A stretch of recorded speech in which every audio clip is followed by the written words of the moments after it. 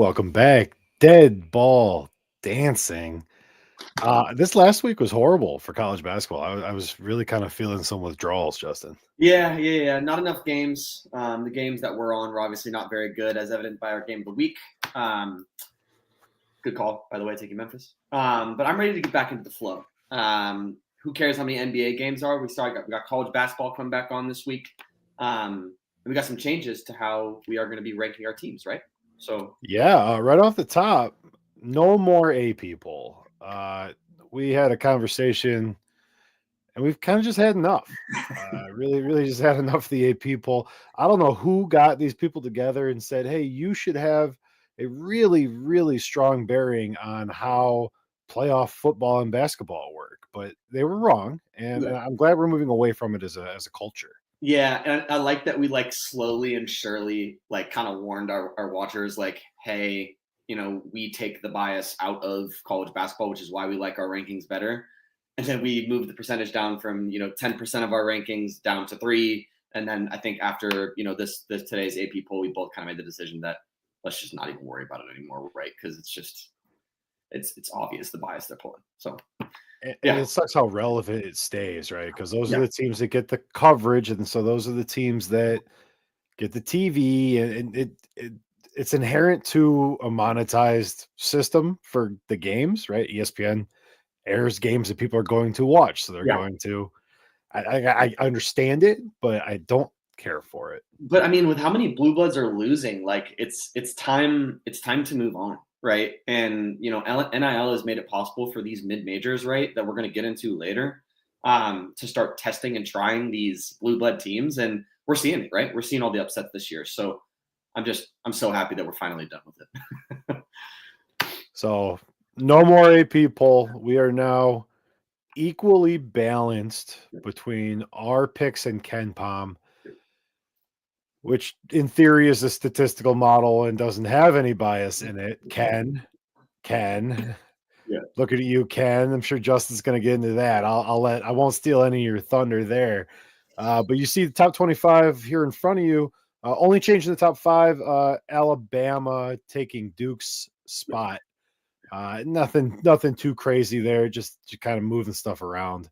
And I think that one was Ken Palm, right? Because I don't think you and I changed Duke's position very much this past. So I'm pretty sure just the slight shift in Ken Palm is what moved Duke to Alabama. Yeah, I think like 4 through 7 are all like razor thin margin. Yeah. Makes sense. Yeah. So you know where I'm going to start with, right? It's going to be our number 19 team. And whatever I have in terms of bias, it's the opposite. It's like pure unadulterated hatred for them. But unfortunately, I'm getting proven right this year, right? As far as I'm concerned, Rick, putting Ken Palm aside, Gonzaga won't ever make it back into my top 25 the rest of the year. They shot 29% from 3 against UCLA on 24 attempts versus UCLA shooting 50% on 24 attempts from deep. They committed 15 turnovers versus UCLA. UCLA got 18 points off of those. And to be perfectly honest with you, the final score of that game wasn't indicative of just how bad UCLA dominated that game. I think at one point they were up by 11 or 12 points. And I think, Gonzaga started hitting some threes toward the end to cut the lead. But Gonzaga, in my opinion, is failing at every corner, right? Offensively, they look sloppy. They have no aggression towards the basket to generate free throws. Defensively, it feels like lackluster, lackadaisical. They're not trying for rebounds. UCLA had 12 offensive rebounds against them. And literally the note that I have in here is if Gonzaga remains on the AP poll, when the AP poll drops, I'll stop watching basketball. And unfortunately, AP has them at 19. So it does look like I'm not going to be able to watch basketball anymore. It's just ridiculous. I don't know if you have any thoughts on Gonzaga, but I'm over it. Yeah, well, I mean, first I want to put the call out to our viewers. Apparently, I'm going to need a new co-host. Because if our basketball guy doesn't watch basketball anymore, I'm not sure how valuable he's going to be. But we'll come back to that at the end of the season. I know our buddy Zach is a Gonzaga guy. Yeah, I like Spokane, but I think what we're finally seeing here is there is no reason to go to school at Gonzaga. No. None. No. If you are a top tier basketball player, there are literally 100 schools that make more sense than going to Gonzaga. Yep. So, yes, they've been good. Yes, they've been great. It's over. It's over. It's over. I think it's over with the NIL money. Yeah. And with the restructuring of the power conferences in football. Right. I think we're looking at the end of it here, and it doesn't happen overnight, right? But if you pair it with players maybe not giving 100% effort, right, you're going to accelerate that decline so much faster because it's not a destination. It's not a place you can do anything else. I honestly don't know academically how they are. I'm sure they're fine. It's not like you go to school in the SEC for a degree. So, I don't think that matters, but I think they're going to find themselves in a really tough spot here. And all they have going for them is this history of winning.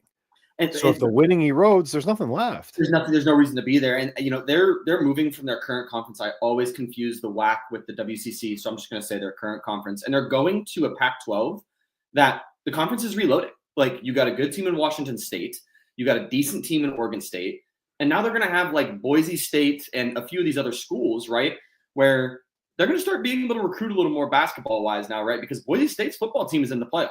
So, like, that school's going to start attracting some attention. Like, it's not going to get easier for them moving conferences. And if they don't win, like, what's the point in being there, right? So Washington's a beautiful spot, but boo Gonzaga, and they don't deserve to be in our top 25. Sorry, I'm off my soapbox.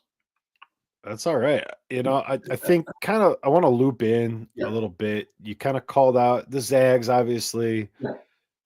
Mississippi, in our game of the week last week. I want to put those teams together with UCLA, who you did talk about here, who did play a really good game against Gonzaga. Yeah. And then Memphis. Yeah. I think those four teams are kind of all in a similar bucket for me now, where they're either on their way in or on their way out. Yeah. Ole Miss and Gonzaga obviously looking really, really bad. Yeah. Memphis, we've had in our rankings and we've bounced them out. They've lost some bad games, but if you're going to continue to come back and blow out other teams that we have ranked, at a certain point here, it all kind of blends together for me. And so, at least in our rankings this week, those four teams, along with the four newcomers at the bottom of our top 25, this is this amorphous kind of piece of basketball where the more we learn, the more sure I'm going to be about my 20 through 30. Yeah. And then obviously we'll see it manifest in the rankings with you and Ken Palm's opinions kind of layered in there too.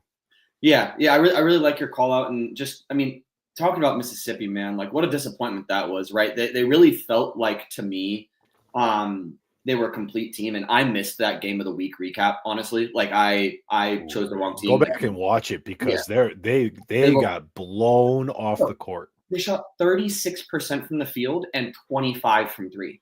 Like, I don't care how good of a defensive performance they had, which, by the way, defensively they did okay. Like, Memphis still reined in some threes, but they weren't like porous defensively. It doesn't matter how good you are on the defensive side of the ball. If you shoot 25% from three, you're not winning. And we're seeing the same thing, to your point, Gonzaga, Ole Miss. Like, these teams that can get streaky are, in my opinion, going to pop in and out of our 20 to 25 slots because they're so inconsistent, right? I think that's what I'm seeing in those bottom five positions, with the exception of Dayton, is inconsistency, right? So I really, really like your call out there. The one that I wanted to hit, and I think I called them out a couple weeks back, you and I had a pretty good discussion on it, is I think Utah State's the best team in Utah. I don't know if you've been tuned into any of their games, but I think they beat San Diego State by like 2 points, but it didn't feel like a 2-point win. Like, it felt like they kind of thrashed them. So in their past two games, they've now beaten St. Mary's and San Diego State, both tournament teams, right? One of them being in the national championship, I believe, what was it, two years ago, right? And they're just shooting the lights out of the basketball, dude. They've attempted 300 free throws this season and made 224 of them at 76% for the team, right? They know that they can't shoot threes, so they don't shoot them. Like, I think like 30% of their shot attempts are threes, and the rest is inside the line. And they're now shooting 59% from the season inside the 3-point arc. And that's just going to win you a lot of games, right? So they're super balanced. They've held teams in 6 games straight to below 50% shooting, and they held St. Mary's to 44% and San Diego State to 38% shooting.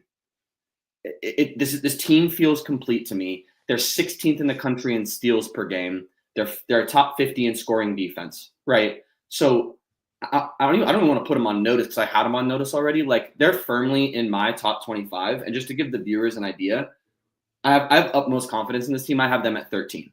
I think they're going to win their conference. I think they have a chance to be like a 5 seed or 6 seed in the tournament. And they got 2 guys that are averaging over 17 points a game on more than 55% from the floor and 45% from 3. It just feels like they're playing as a unit, and I really like the way their coach has them running. So I just wanted to give them, their flowers here because I'm saying watch out for these guys now for sure.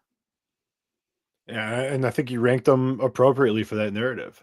Yeah, I mean they've looked really sharp. They lost a couple games that they should not have. Yeah, and I'm not sure exactly what that's about. They're kind of young, but there's a lot of juniors on this team, so I don't know. they I lost don't like know UCSD. where that falls, but Yeah, they lost to UCSD, and I kind of had I was shaking my head at that one a little bit. But if you rebound from that by beating perennial tournament teams, like, I'm gonna forgive you, right? Like, there's some teams in our top 25 that we've forgiven. So, anyways, Utah State, everyone should tune into them. And me, I'm gonna be watching like our 7 through 12 here. I think these Yeah. teams are all kind of the same, where we've been talking about them in the same way. Maybe not Duke, right? So maybe 8 through 12. Yeah. But they win some great games and they look really good, and then they lose some boneheaded games. And obviously Marquette, we've talked about ad nauseum. We don't have to do that anymore. But I think it's really telling for the season, how the season looks, that Marquette team we have serious questions about is still ahead of Kansas in our rankings. Yeah. And I think they deserve to be, though, right? Like, they have better wins than Kansas, and I think they look better than Kansas. And I like your call out for the I'm going to say the 7 to 12 spot, because I'm going to keep my eyes on Duke as well.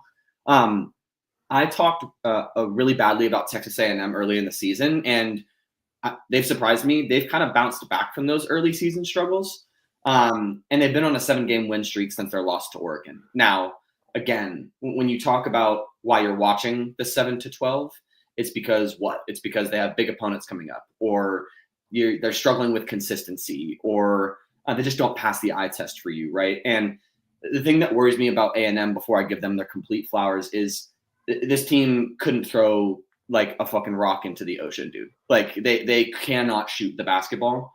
And it doesn't matter how good they are defensively, because defensively they're holding teams to 38% from the field and 28 from 3, which is out of this world, right?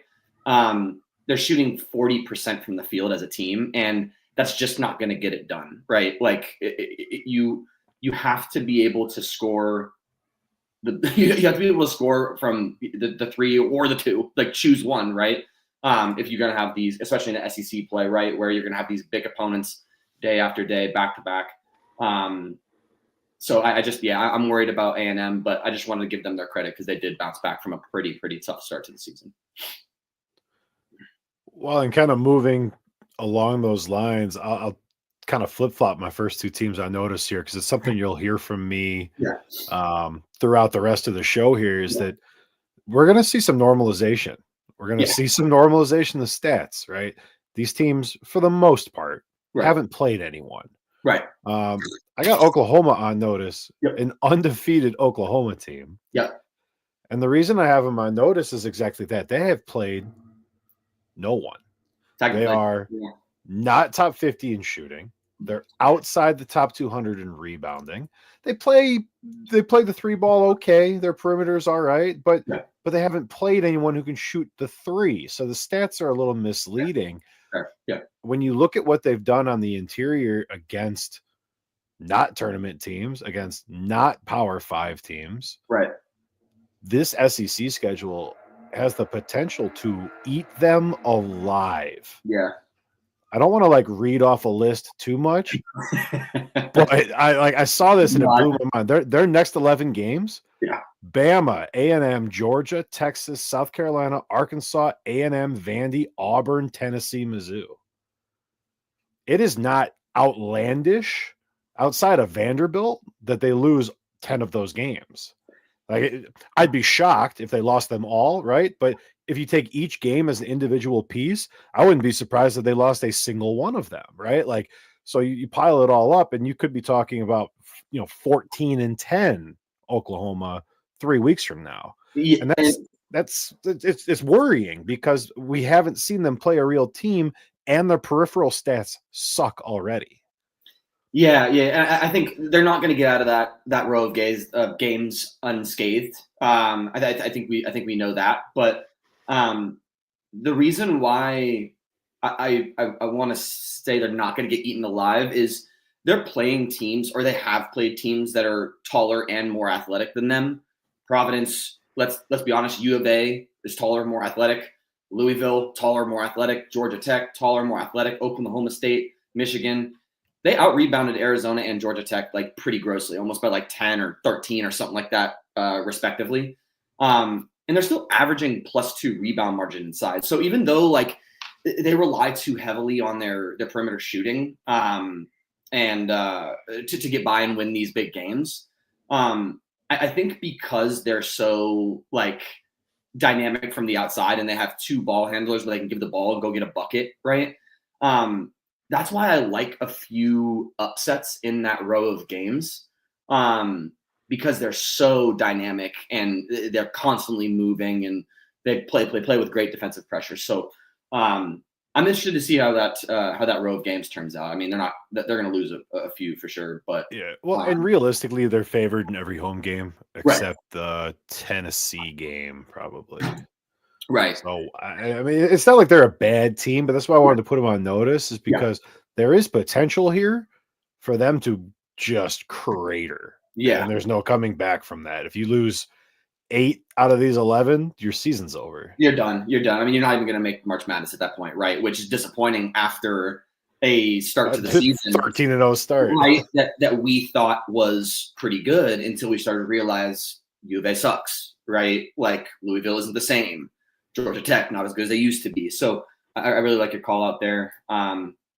Let's see what happens in that row of games. And I think before we go fully on notice, I'll try to be quick here. I intentionally disrespected UCLA pretty much this entire year because all I kept saying in my mind was they need to show me. They need to show me. They need to show me. And I don't give Blue Bloods a slack of like an ounce of slack, right? And all they've done is beat Oregon, who was number 8. They beat Arizona unranked. We know that. And they just beat Gonzaga down bad. They're top 10 in the country in scoring defense. They're number 9 in the country, only allowing 58 points a game, right? By the way, St. Bonaventure's right behind them at number 10. Bonnie's.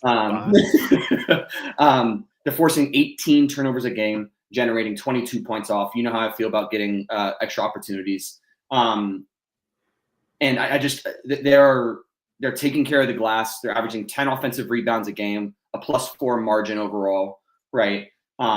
So I wanted to stop and just say next week, if UCLA wins their games this week, they will be in my top 25 because they came into the season with high expectations and a very tough schedule, right? And they're exceeding it, right? And if you're exceeding and winning games that you're not supposed to win while having a top 10 scoring defense in the country, you deserve to be in my top 25. So I just wanted to say I'm disrespecting them a little bit here. If our show is the only place you get your basketball news, UCLA went from 22 up to 15 in the AP poll with that win over Gonzaga. I would anticipate them staying in the top 20 probably the rest of the season. And I think that's Big Ten schedule now. Big Ten schedule now. True. I did. But I mean, honestly, speaking about the Big Ten super quick, like I was going to say, given that Purdue's having a down year, we did just win back-to-back, but I was going to say Oregon, right? I was going to say Oregon's going to win the Big Ten, right? I don't think so. I think UCLA has a genuine shot to win the Big Ten. I think there's some other teams, Maryland, right? Super athletic, very good offensively, that could probably test them for that title. But year to date, man, like, and you have a top 10 scoring defense. I like UCLA's chances for sure. So who do you actually have on notice this week? Yes. So you'll notice a theme with mine, actually. I went with the Georges. I went with the Georges. I tried so hard to shoehorn a matchy match into mine too, and I just couldn't do it this week. I'm sorry. I'm going to start up with Georgetown. Georgetown is very impressive to me. They beat the ever-loving heck out of Creighton by like 30 points, man. And they're winning the games that they're supposed to win. They're blowing out the teams that they're supposed to blow out. They're shooting 47% from the field, so they're not offensively inclined yet. I think they're still trying to figure it out. And the one thing that I just want to call out here with Georgetown is I want to see them get to the rack a little bit more. They only have attempted 182 free throws, which, we just spoke about Utah State attempting 300, right?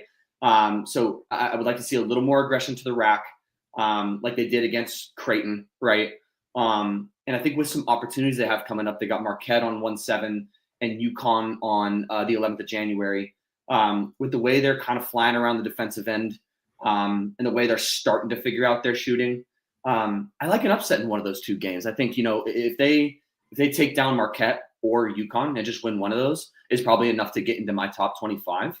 And if they take down Marquette and UConn, then you and I will both be talking about Georgetown firmly maybe in that 20 to 25 slot. So I'm just trying to proactively give them their flowers because I think I'm sensing an upset in one of those. And who's that head coach? Who is it? I don't even know who the head coach is. I believe it's Patrick Ewing. Used to be. He got fired.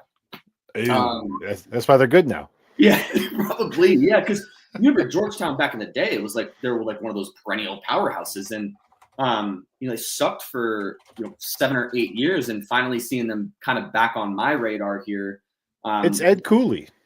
Yeah, I knew it wasn't Ewing. Yeah, but they were firmly back on my radar, man. They need to be a little more aggressive inside, but I really like that they don't overshoot the three ball.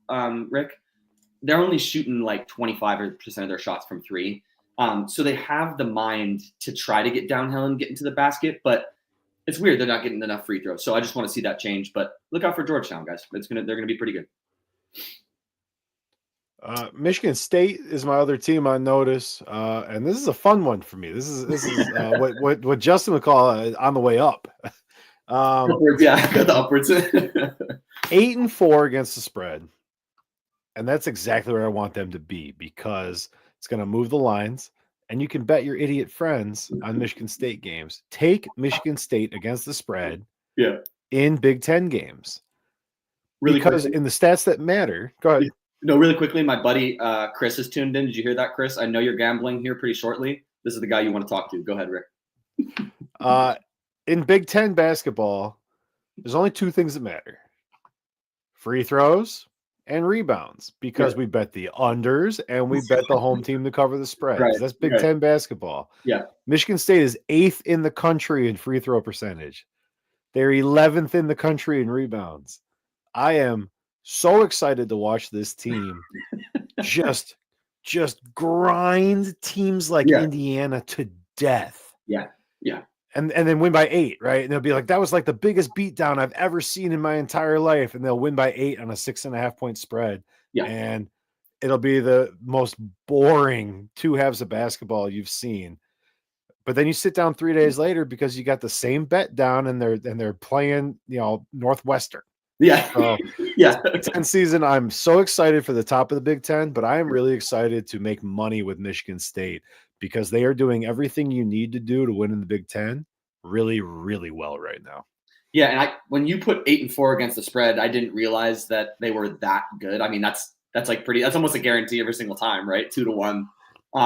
But like, I really like your Michigan State call out, and I really like the way they've looked because when you're saying grind teams down, you're essentially just like suffocating them to death, right? Like that's all essentially you're doing when you're taking care of the glass and you're pressuring them defensively. They don't have an ounce of room to make a mistake. And I think Michigan State has done a really, really good job of capitalizing on the opponent's mistakes this year.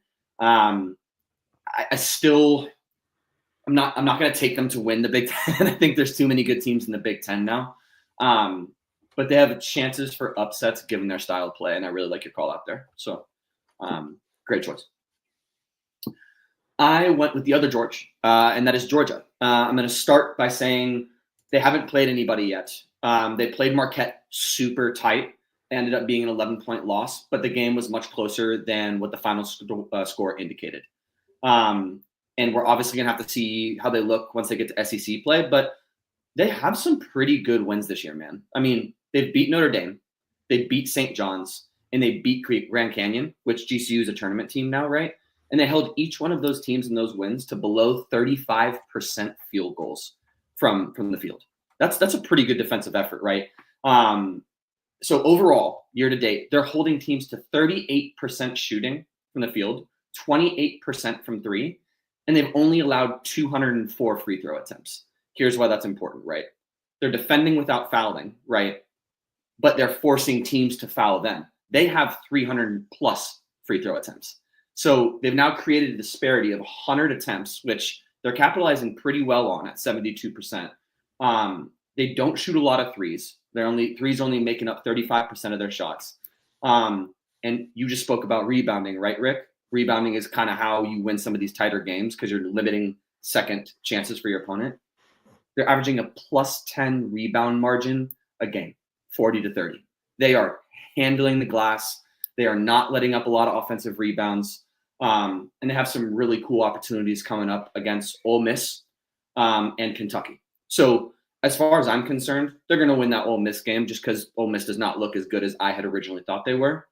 And with how we're going to get into it in here in a second, inconsistent Kentucky has displayed itself to be, they could start conference play 2-0. Like, they've got some good wins. They seem to have figured it out. And I wouldn't mind seeing Georgia go 2-0 to start the conference, especially if it includes beating Kentucky. So watch out for Georgia.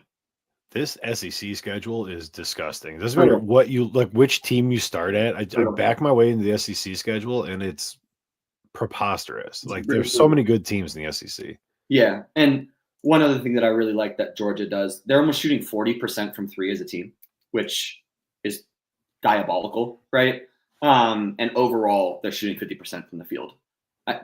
They seem to have figured it out. Please beat Kentucky. Please beat Kentucky. Well, I would normally warn our viewers at this point, this is not an SEC podcast. We talk a lot about the SEC. Yep. So let's go to the game of the week. Which is Kentucky, Florida, Kentucky. This is on January 4th. I'm excited for this one because I've been high on Florida pretty much all year, and I badmouth Kentucky almost every chance I get. So this is a really important game, not just for both these teams in the SEC, but in my rankings, because if I've been wrong on either one of these, it's going to be just a whole bunch of egg on the face because I have probably been over high on Florida from too early. Right now, it's kind of normalized. Now they're kind of where they are. Yeah. But I've been low on Kentucky all year. So if Florida comes in and Kentucky blows them off the court in this game, I have to look at everything that I've taken from an analysis standpoint and kind of redo it. So for me, this is a rankings reset game.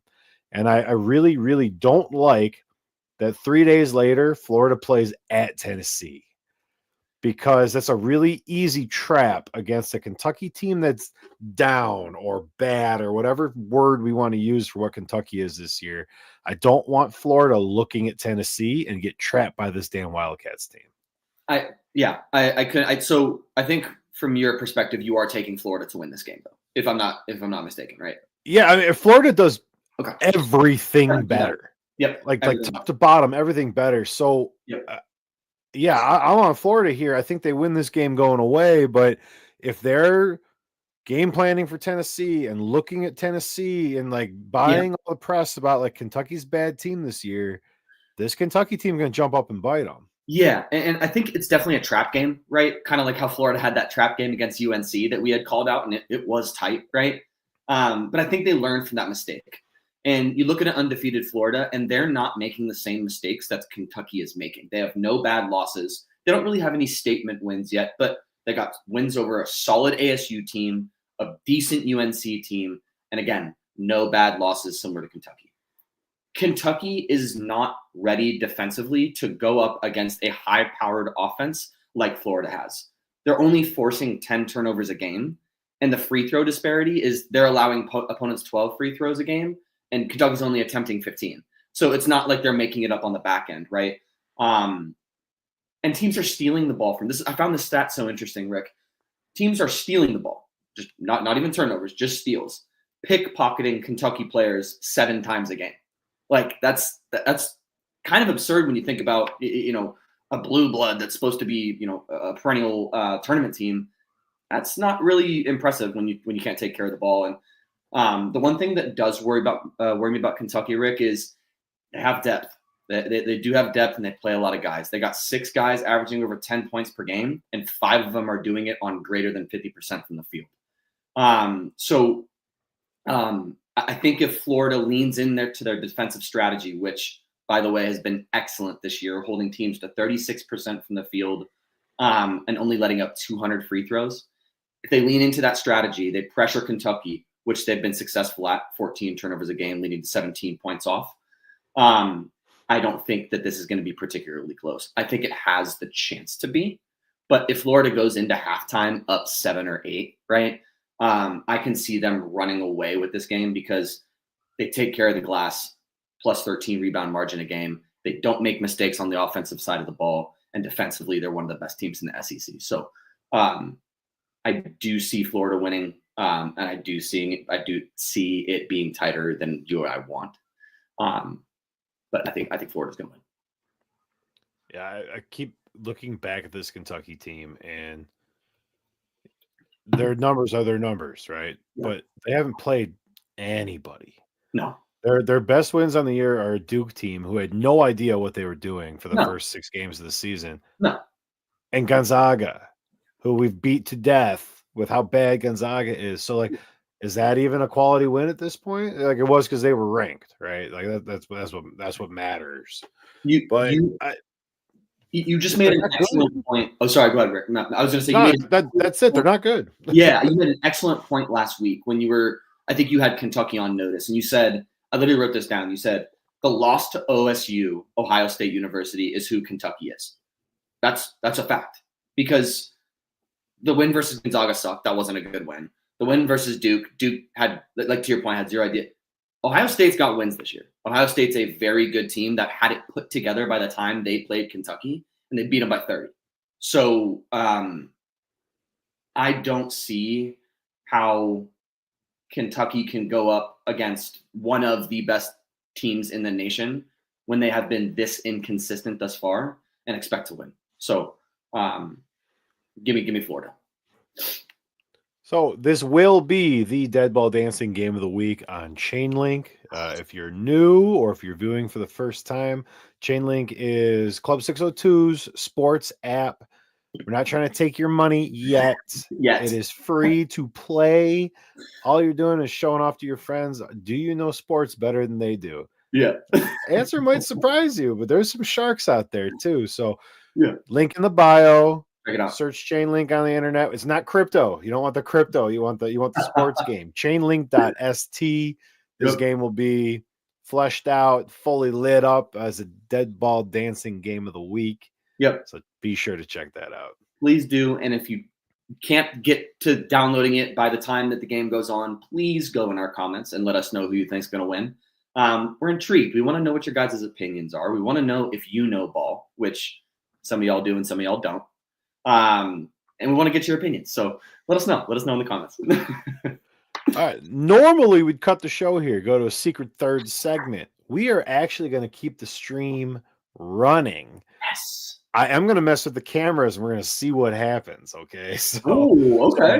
With us, we're going to pop us to bigger screens, make it easier for me to edit on the back end. But we are going to go straight into mid-majors outside the top 50 of KenPom that you think can beat a top 10 KenPom team right now. Now, I gave Justin one. Well, I guess it was 2. I guess it was 2 rules. Yeah. It cannot be Gonzaga as the top 10 team, number 6 in KenPom, because we just spent 40 minutes talking about Gonzaga. And the other one was that it had to be a non-Power 5 4+1 team. So that was kind of the framework around it. Justin, you want to go first or second? Well, you kept me guessing. You didn't put your show notes in here, so I don't know what your team is. So I want you to start it, and I'm going to finish it with the basketball knowledge. Really quick, we lost about half our viewers. We went to the third segment because it's just less interesting. But if you are still watching, drop in the comments right now if I should ruin my secret Heidi thing that I do to keep Justin from reading my notes, or keep it rolling. Someone's got to put it in the comments. Come on. Are you in the notes? Are you in the notes? I'm in the notes right now. Yeah. You're in the notes right now? Let me just change this text color really quick. Damn you. Because it's literally in there. It just. Oh, it's funny. You and I had a similar idea there. You and I had a similar idea on one of these things. Okay, keep going. Go ahead. So I started with the top 10 team. Okay. I was looking for a top 10 team that, in my mind, was the weakest, either on one side or the other. Yeah. So for me, that was Kansas. Yeah. Which is kind of crazy to say, but I know. Kansas is horrific rebounding. Yeah, awful. Kansas is really bad at shooting free throws. Kansas fouls everything that moves in the second half of games. Super handsy. So what I was looking for was a team who could attack those things, a team who could go in, shoot well, move the ball around, a high assist kind of team, defensive boards kind of team. So that's where I started. Now, 50 is a lot of teams, is what I was realizing when I was looking at it. Like, it gets to real slim pickings, and you're like, God, like, can these teams beat a top 10 team? Because it might be a little bit of a stretch. I know. But I settled on Liberty. I like it. And the reason I picked Liberty right away, they have big forwards who are not American. And that's kind of a big one for trying to beat blue bloods. You have to beat blue bloods with foreign players. that's just how that works. It's so true, from Spain and Germany, and they're both like they're 6'8" and 6'9", and they're big boys. Yeah. Oh yeah. They are 5th in the country in shooting, which blew my mind when I saw it. They can hoop. They are 14th in assists. They move the damn ball around. They assist on like 65% of their shots, which is insane. Yeah. Now, part of that's because they don't have a pure shooter. But let's play the narrative, right? They are top 50 in defensive boards. They have quality wins over K-State and McNeese. McNeese we've talked about quite a bit on this show. Good team. They're not power teams, right? But those are good wins. Yeah. I guess K-State's technically a power team. I think if Liberty could play their game early, out-rebound Kansas, take high percentage shots, and build a 4 to 6 point lead, then just play your game. Play your game, and when Kansas starts fouling the shit out of every single player on your team indiscriminately the entire second half, make your free throws. I think give them a neutral court, give them 2 extra days of rest than Kansas gets, and I think Liberty can beat Kansas. I like that, and I like that. I like the Liberty. They also have a really cool like logo, don't they? It's like pretty flames. Cool. Yeah. It's Lamar Jackson, right? Lamar Jackson went to Liberty. Did he? No, he went to. You talk about your thing. I'll figure out which football player played at Liberty. Yeah, he went to Louisville, bro. What are you talking about? Oh no, it was Malik Willis. Oh, yeah. Malik Willis was on that undefeated Liberty team. Oh, yeah. No. Oh, that we're trying to talk about going to CFP. Yeah, but I like your pick. So, really quick, there's 4 teams, not including the one that I'm about to pick, that I think could be a team inside the top 10. McNeese, Georgetown, Drake, and St. Bonaventure, in my opinion, are playing way, way better basketball than Duke, Houston, Gonzaga, Kansas, and Marquette. That's just right away. I think one of those 4 teams could be one of those 5 teams. But the one that I think has the chance to not only beat a top 10 team, but like beat a top 10 team is Washington State. Their roster, I think, might be the tallest in the frickin' nation, dude. They have 4 guys above 6'10". They have guards that range from 6'2" to 6'7". And they have a ton of offensive depth. This is insane, dude. 6 guys are averaging over 11 points per game. 3 guys are averaging over 13 points a game, and 2 are doing it on 17 points a game. There's 10 guys averaging over 13 minutes a game. 6 of them are averaging 30 minutes a game. So they're deep. So they're tall, they're well-balanced offensively, and they got a deep rotation. So the minute someone gets tired, get in there. You have experience. It's not like I'm worried about you like not knowing the schemes, right? 50% from the field, 37% from 3, and 70 from the free throw line. And they take care of the glass. They're averaging 11 offensive rebounds a game because they're so goddamn tall. No one can box them out. You go against a Kansas team that can't rebound, right, for crap. That's going to immediately give you an opportunity to blow them out, right? You go against a Houston team that on the defensive side of the ball has not looked as sharp as they have in the past, right? You're shooting 50% from field, almost 40 from 3. So you're going to have opportunities against Houston. They're holding teams. This is the last point I'm going to make about Washington State. They're holding teams to 42% shooting from the field, 30 from 3, and at least 68 from the line. So you're deep. You play a lot of guys, right? And defensively, if you get to flying around and you play a team like Marquette, who has struggled shooting the ball this year, what's to say like Washington State couldn't beat Houston, Kansas, and Marquette, right? Like, so you don't really think about Washington State when it comes to basketball. Obviously, they're a pretty good football school. But in the recent years, this team has started to kind of build a culture. They've got a ton of seniors, ton of juniors. I just like the way they play. So they're number 81 in the KenPom, just outside that 80 range that you asked me to find, but I wanted to go one more. And I think they could take down one of Houston, Kansas, or Marquette.